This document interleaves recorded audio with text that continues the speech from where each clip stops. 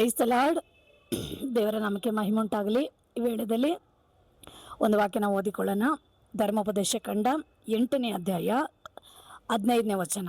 ದೇವರ ವಾಕ್ಯ ಹೇಳುತ್ತೆ, ಆತನು ನಿಮ್ಮನ್ನು ಕಷ್ಟಕ್ಕೆ ಒಳಪಡಿಸಿ ಪರೀಕ್ಷಿಸಿದ ನಂತರ ನಿಮಗೆ ಮೇಲನ್ನು ಉಂಟು ಮಾಡಬೇಕೆಂದು ಉದ್ದೇಶದಿಂದ ಐಗುಪ್ತ ದೇಶದಲ್ಲಿ ದಾಸರಾಗಿದ್ದ ನಿಮ್ಮನ್ನು ಬಿಡುಗಡೆ ಮಾಡಿ. ಹಲ್ಲೆಲೂಯ. ದೇವರಿಗೆ ಮಹಿಮೆ ಉಂಟಾಗಲಿ. ಈ ವೇಳೆಯಲ್ಲಿ ದೇವ್ರ ವಾಕ್ಯ ಹೇಳುತ್ತೆ, ಆತನು ನಿಮ್ಮನ್ನು ಕಷ್ಟಕ್ಕೆ ಒಳಪಡಿಸಿದ ಮೇಲೆ, ನಿಮ್ಮನ್ನು ಕಷ್ಟಕ್ಕೆ ಒಳಪಡಿಸಿ ಪರೀಕ್ಷಿಸಿದ ನಂತರ ನಿಮಗೆ ಮೇಲನ್ನು ಉಂಟು ಮಾಡಬೇಕೆಂದು ಆತನ ಐಗುಪ್ತ ದೇಶದಲ್ಲಿ ದಾಸರಾಗಿದ್ದಂಥ ನಿಮ್ಮನ್ನು ಬಿಡುಗಡೆ ಮಾಡಿದೆ ಎಂದು ದೇವರ ವಾಕ್ಯದಲ್ಲಿ ಬರೆಯಲ್ಪಟ್ಟಿದೆ. ಇಸ್ರಾಯೇಲ್ ಜನಗಳು ಐಗುಪ್ತ ದೇಶದಲ್ಲಿ ದಾಸರಾಗಿ ಆ ದೇಶದಲ್ಲಿ ವಾಸವಾಗಿದ್ದರು. 430 ವರ್ಷಗಳು ಇಸ್ರಾಯೇಲ್ ದೇಶದಲ್ಲಿ ಐಗುಪ್ತ ದೇಶದಲ್ಲಿ ದಾಸ ಸ್ಥಾನದಲ್ಲಿ ಅವರಿದ್ದರು. ಆ ಸಮಯದಲ್ಲಿ ಭಯಂಕರವಾಗಿ ಕಠೋರವಾಗಿ ಅವರನ್ನ ಘೋರವಾಗಿ ಪಾರೋನ ಸೈನ್ಯ ಐಗುಪ್ತರವರುಗಳನ್ನ ಬಹಳವಾಗಿ ಘೋರವಾಗಿ ಅವ್ರನ್ನ ದಂಡಿಸಿ ಕ್ರೂರವಾಗಿ ಅವ್ರ ಕೈಗಳಲ್ಲಿ ಕೆಲಸ ಕಾರ್ಯಗಳನ್ನು ಮಾಡಿಸಿ ಅವ್ರನ್ನ ಹಿಂಸೆ ಪಡಿಸ್ಕೊಂಡಿದ್ರು. ಆದರೆ ದೇವರು ಮೋಶೆ ಮೂಲಕವಾಗಿ ಐಗುಪ್ತ ದೇಶದಲ್ಲಿರೋರ್ನೆಲ್ಲ ದೇವರು ಏನು ಮಾಡಿದ್ರು, ಬಿಡುಗಡೆ ಮಾಡಿ ಹೊರಗಡೆ ಕರ್ಕೊಂಡು ಬಂದರು. ಹೊರಗಡೆ ಕರ್ಕೊಂಡು ಬಂದಮೇಲೆ ದೇವರು ಅವ್ರನ್ನ ಕಷ್ಟಕ್ಕೆ ಒಳಪಡಿಸ್ತಾನೆ. ಯಾಕೆ ದೇವರು ಅವನ್ನ ಕಷ್ಟಕ್ಕೆ ಒಳಪಡಿಸ್ತಾನಂದರೆ, ನನ್ನ ಆಜ್ಞೆಗಳನ್ನು ಅನುಸರಿಸುತ್ತಾರೋ ಇಲ್ಲವೋ ಎಂದು ದೇವರು ಪರೀಕ್ಷಿಸಿ ಅವನ್ನ ತಿಳಿದುಕೊಳ್ಳಬೇಕಾಗಿತ್ತು. ಹಾಗಾಗಿ ಅರಣ್ಯದಲ್ಲಿ 40 ವರ್ಷಗಳ ಕಾಲ ಅವರಿಗೆ ಆಹಾರ ಮತ್ತು ನೀರು ಮತ್ತು ಶತ್ರುಗಳಿಂದ ಹೋರಾಟ, ಈ ರೀತಿ ಭಯಂಕರವಾದ ಅರಣ್ಯದಲ್ಲಿ, ಮರುಭೂಮಿಯಲ್ಲಿ ಭಯಂಕರವಾದ ಬಿಸಿಲು, ಈ ರೀತಿಯಾಗಿ ಕರ್ತನ ಅವ್ರುಗಳನ್ನು ಪರೀಕ್ಷಿಸ್ತಾ ಇದ್ದಾನೆ. ಆದರೆ ಆ ಸಮಯದಲ್ಲಿ ನೋಡ್ರಿ, ಅವರು ನೀರಡಿಕೆ ಆಗುವಾಗೆ ಕುಡಿಯೋಕ್ಕೆ ನೀರಿರಲ್ಲ. ಆ ಸಮಯದಲ್ಲಿ ಅವ್ರು ಏನು ಮಾಡ್ತಾರೆ, ಮೋಶೆ ಮೇಲೆ ಗುಣಗುಡ್ತಾರೆ. ತಿನ್ನೋಕೆ ಆಹಾರ ಇರಲ್ಲ. ಆ ಸಮಯದಲ್ಲಿ ಅವರು ಗುಣಗುಡ್ತಾರೆ. ಮತ್ತು ಈ ರೀತಿಯಾಗಿ ಶತ್ರುಗಳು ಅವ್ರಿಗೆ ವಿರೋಧವಾಗಿ ಬರುವಾಗೆ ಆ ಸಮಯದಲ್ಲಿ ಸಹ ಅವ್ರು ಏನು ಮಾಡ್ತಾರೆ, ಗುಣಗುಡ್ತಾರೆ. ಈ ರೀತಿಯಾಗಿ ಕಷ್ಟಗಳು ಬರುವಾಗೆ ಅವರು ಒಡ್ಡನೆ ಏನು ಮಾಡ್ತಾರೆ, ಆ ಕಷ್ಟಗಳನ್ನ ಸಹಿಸ್ಕೊಂಡು ಅದರ ಮಧ್ಯದಲ್ಲಿ ದೇವರನ್ನ ಅವರು ಸ್ತುತಿಸದೆ, ದೇವರನ್ನ ಮಹಿಮೆ ಪಡಿಸದೆ, ಅದಕ್ಕೆ ಬದಲಾಗಿ ಅವ್ರು ಏನು ಮಾಡ್ತಾ ಇದ್ದಾರೆ, ಆ ಸಮಯದಲ್ಲಿ ಮೋಶೆಗೆ ವಿರೋಧವಾಗಿ, ದೇವರಿಗೆ ವಿರೋಧವಾಗಿ ಗುಣಗುಟ್ಟೋಕೆ ಸ್ಟಾರ್ಟ್ ಮಾಡ್ತಾರೆ ಅವರು. ಆದರೆ ದೇವರು ಅವ್ರನ್ನ ಯಾಕೆ ಕಷ್ಟಕ್ಕೆ ಒಳಪಡಿಸ್ತಾನಂದರೆ, ಅವ್ರನ್ನ ಪರೀಕ್ಷಿಸಬೇಕು. ಯಾಕಂದರೆ ಇನ್ನು ಮುಂದಕ್ಕೆ ಅವರು ದೇವ ಜನರಾಗಿ ಅವ್ರುಗಳು ಎಲ್ಲರಿಗೂ ಮಾದರಿಯಾಗಿ ಆಶೀರ್ವದಿಸಲ್ಪಟ್ಟಿರೋರಾಗಿ ಇರಬೇಕಾಗಿತ್ತು.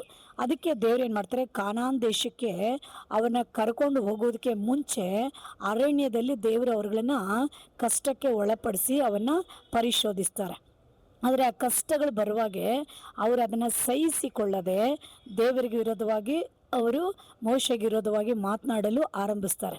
ಆ ಸಮಯದಲ್ಲಿ ದೇವರ ಕೋಪ ಅವರುಗಳ ಮೇಲೆ ಉಂಟಾಗಿ ಎಷ್ಟೋ ಜನರು ಅರಣ್ಯದಲ್ಲಿ ಸರ್ಪಗಳಿಂದ ಅಳಿದೋಗ್ತಾರೆ, ರೋಗಗಳಿಂದ ಅಳಿದೋಗ್ತಾರೆ.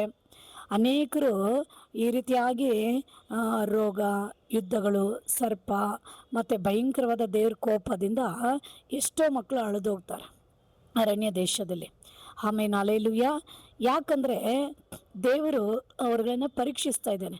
ಆ ಪರೀಕ್ಷೆಗಳಲ್ಲಿ ಅವ್ರುಗಳು ಏನಾದರೂ ಅಂದರೆ, ಪರೀಕ್ಷಿಸಲ್ಪಡೋ ಸಮಯದಲ್ಲಿ ಅವ್ರುಗಳು ಅದರಲ್ಲಿ ದೇವ್ರ ವಾಕ್ಯದಲ್ಲಿ ಒಂದು ಸ್ಥಿರವಾಗಿ ದೇವರಿಗೆ ಒಂದು ಒಳ್ಳೆ ಭಯಭಕ್ತಿಯಿಂದ ಜೀವಿಸದೆ ಅವರು ವಿರೋಧವಾಗಿ ಮಾತನಾಡೋದು, ಗುಣಗುಟ್ಟೋದು, ಪರೀಕ್ಷೆ ಮಾಡೋದು, ದೇವ್ರ ಕಾರ್ಯಗಳನ್ನ ನಂಬದೆ ಹೋಗೋದು, ಈ ರೀತಿಯಾಗಿ ಅವ್ರನ್ನ ದೇವರಿಗೆ ವಿರೋಧವಾಗಿ ಕಾರ್ಯಗಳನ್ನು ಅವರು ಮಾಡುವಾಗೆ ದೇವರ ಕೋಪದಿಂದನೇ ಅವರುಗಳು ಅರಣ್ಯದಲ್ಲಿ ಅನೇಕರು ಸತ್ತೋಗಿದ್ದನ್ನು ನಾವು ನೋಡ್ತಾ ಇದ್ದೀವಿ.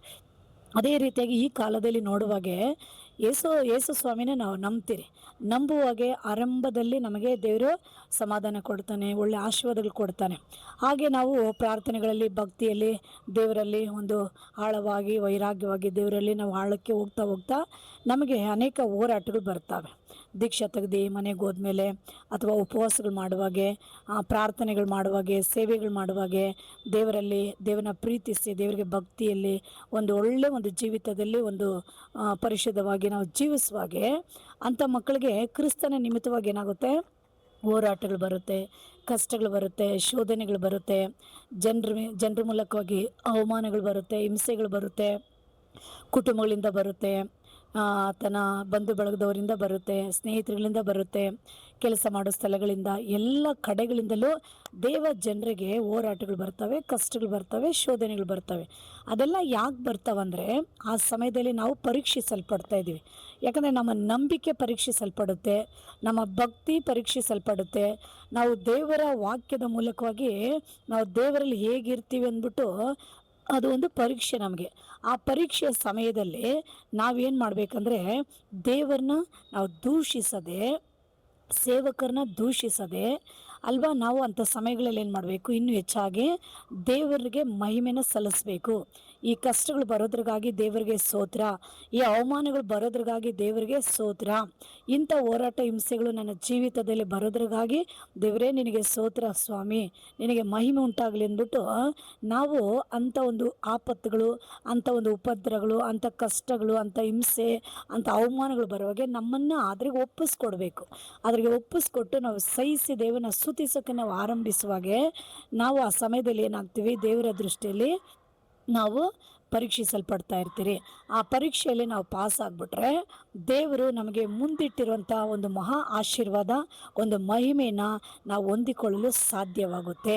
ಅದ್ರಿಗೆ ನಾವು ಕಷ್ಟಗಳು ಬರುವಾಗೆ ಗುಣಗುಟ್ಟಬಾರ್ದು, ಶೋಧನೆಗಳು ಬರುವಾಗೆ ಅಪನಂಬಿಕೆಗಳನ್ನ ಮಾತಾಡಬಾರ್ದು, ಹೋರಾಟಗಳು ಬರುವಾಗೆ ನಾವು ಈ ರೀತಿಯಾಗಿ ನಾವು ಏನು ಮಾಡಬಾರ್ದು, ದೇವರಿಗೆ ವಿರೋಧವಾಗಿ ನಾವು ಮಾತನಾಡಬಾರ್ದು. ಏನು ಪ್ರಾರ್ಥನೆ ಮಾಡಿ ಏನು ಒಳ್ಳೇದಾಯಿತು ಅಂತ ಹೇಳಬಾರ್ದು. ಅಯ್ಯೋ ದೇವ್ರನ್ನ ನಂಬಿ ನನಗೇನು ಒಳ್ಳೇದಾಯ್ತು ಅಂತ ಹೇಳ್ಬಾರ್ದು. ಅಯ್ಯೋ ನಾನು ಪ್ರಾರ್ಥನೆ ಮಾಡ್ತೀನಿ, ಚರ್ಚಿಗೆ ಹೋಗ್ತೀನಿ, ಬೈಬಲ್ ಓದ್ತೀನಿ, ನಾನೆಲ್ಲ ಒಳ್ಳೇದನ್ನೇ ಮಾಡ್ತೀನಿ, ಆದರೆ ನನಗೆಲ್ಲ ಕೆಟ್ಟದೇ ಆಗ್ತಾಯಿದೆಲ್ಲ, ನನಗೆ ಯಾವುದು ಒಳ್ಳೇದಾಗಿಲ್ಲ ಅಂದ್ಬಿಟ್ಟು ಆ ಸಮಯದಲ್ಲಿ ನಾವು ಮಾತಾಡದೆ, ಕುಗ್ಗಿ ಹೋಗದೆ ಅಂಥ ಸಂದರ್ಭಗಳಲ್ಲಿ ನಮ್ಮನ್ನು ತಗ್ಗಿಸ್ಕೊಂಡು ದೇವರನ್ನ ಸ್ತುತಿಸಿ ಮಹಿಮೆ ಪಡಿಸೋಕ್ಕೆ ನಾವು ಆರಂಭಿಸಬೇಕು. ಆ ಸಮಯದಲ್ಲಿ ನಾವು ಸಂತೋಷವಾಗಿ, ಆನಂದವಾಗಿ ನಾವು ದೇವರನ್ನ ಮಹಿಮೆ ಪಡಿಸ್ಬೇಕು. ಯಾಕಂದರೆ ಯೇಸು ಸ್ವಾಮಿ ನೋಡ್ರಿ, ನಮಗೆ ರಕ್ಷಣೆ ಕೊಡೋದ್ರಿಗಾಗಿ ಸಿಲುವೆ ಮೇಲೆ ಆತನ ಎಂಥ ಮಹಾ ಕಷ್ಟಗಳನ್ನ ಅನುಭವಿಸಿದ, ಮಹಾ ಉಪದ್ರವಗಳನ್ನ ಆತನ ಅನುಭವಿಸಿದ, ಎಂಥ ಹಿಂಸೆ ಘೋರ ಕಾರ್ಯಗಳನ್ನ ಆತನ ಅನುಭವಿಸಿದ್ದಾನಲ್ಲ, ನಾವು ಅದನ್ನು ನೆನೆಸ್ಕೊಳ್ಬೇಕು.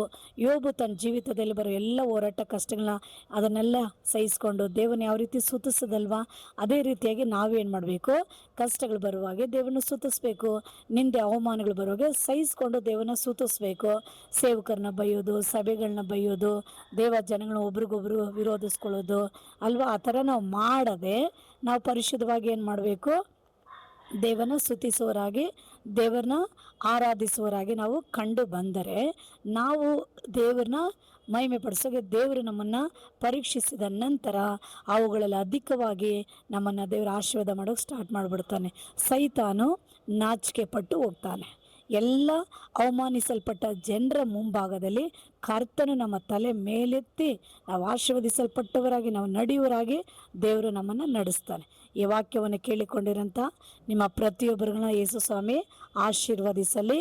ಮತ್ತು ನೀವು ದೇವ್ರ ವಾಕ್ಯನ ಚೆನ್ನಾಗಿ ಓದ್ರಿ, ಧ್ಯಾನಿಸ್ರಿ, ಬಲಗೊಳ್ರಿ, ನಂಬಿಕೆಯಲ್ಲಿ ಸ್ಥಿರವಾಗಿರ್ರಿ.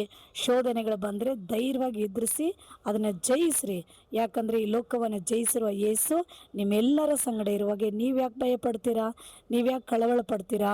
ಎಲ್ಲ ಸಮಯದಲ್ಲಿ ದೇವರು ನಿಮ್ಮ ಜೊತೆ ಇದ್ದು ನಿಮ್ಮನ್ನು ಬಲಪಡಿಸಿ ಎಲ್ಲದರಿಂದ ನಿಮ್ಮನ್ನು ತಪ್ಪಿಸಿ ಮಾರ್ಗ ನಡೆಸಲು ಯೇಸು ಯಾವಾಗಲೂ ನಿಮ್ಮ ಸಂಗಡ ಇರ್ತಾರೆ. ಅದನ್ನು ಮರೆತು ಹೋಗ್ಬೇಡ್ರಿ, ಸಂತೋಷವಾಗಿರಿ, ಧೈರ್ಯವಾಗಿರಿ, ದೇವರು ನಿಮ್ಮ ಜೊತೆ ಇರ್ತಾರೆ. ಈ ವಾಕ್ಯನ ಕೇಳಿಕೊಂಡಿರೋಂಥ ನಿಮ್ಮ ಪ್ರತಿಯೊಬ್ಬರನ್ನ ದೇವರು ಆಶೀರ್ವದಿಸಲಿ. ಸರ್ವಶಕ್ತನಾಗಿರೋ ದೇವ, ಈ ವಾಕ್ಯವನ್ನು ಕೇಳಿಕೊಂಡಿರೋಂಥ ಎಲ್ಲ ಮಕ್ಕಳನ್ನ ಬಲಪಡಿಸ್ರಿ.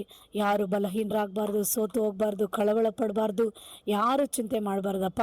ಎಂಥ ಹೋರಾಟ ಕಷ್ಟ ಶೋಧನೆ ಬಂದರೂ ಅದರ ಮಧ್ಯದಲ್ಲಿ ನೀನು ಆಡಿ ಸ್ತುತಿಸಿ ಕೊಂಡಾಡಿ ನಿಮ್ಮನ್ನು ಮಹಿಮೆ ಪಡಿಸುವರಾಗಿರಬೇಕು ಸ್ವಾಮಿ. ಅಪ್ಪ ಎಲ್ಲ ಪರೀಕ್ಷೆಗಳೆಲ್ಲ ಅವ್ರು ಪಾಸ್ ಆಗಿರಬೇಕಪ್ಪ. ಆ ಮಟ್ಟಕ್ಕೆ ಕರ್ತನ ಅವರುಗಳನ್ನು ಅದ್ಭುತವಾಗಿ ಆಶೀರ್ವದಿಸಿ ಮಾರ್ಗ ನಡೆಸಬೇಕಾಗಿ ನಿಮ್ಮ ಕರಗಳಲ್ಲಿ ಒಪ್ಪಿಸ್ಕೊಡ್ತೀನಿ. ಆಶೀರ್ವದಿಸ್ರಿ. ಪ್ರಾರ್ಥನೆ ಕೆಳಗೆ ಮಾಡಿದ ಸ್ತೋತ್ರ ಯೇಸು ನಾಮದಲ್ಲಿ ತಂದೆ, ಆಮೇನ್. ಈ ವಾಕ್ಯವನ್ನು ಕೇಳಿಕೊಂಡಿರಂಥ ನಿಮ್ಮ ಪ್ರತಿಯೊಬ್ಬರನ್ನ ಯೇಸು ಸ್ವಾಮಿ ಆಶೀರ್ವದಿಸಲಿ. ಲೈಕ್ ಮಾಡಿ, ಶೇರ್ ಮಾಡಿ. God bless you. ಆಮೇನ್.